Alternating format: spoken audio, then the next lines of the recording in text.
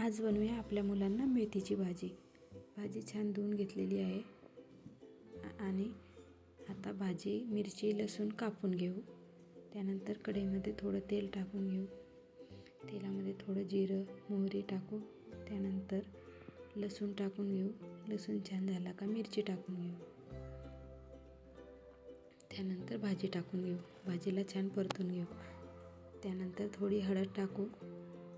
थोडंसं धने पावडर टाकून घेऊ आणि त्यामध्ये पाणी टाकून घेऊ 1 ग्लास. त्यानंतर चवीप्रमाणे मीठ टाकून घेऊ आणि भाजीला छान उकळी येऊ देऊ.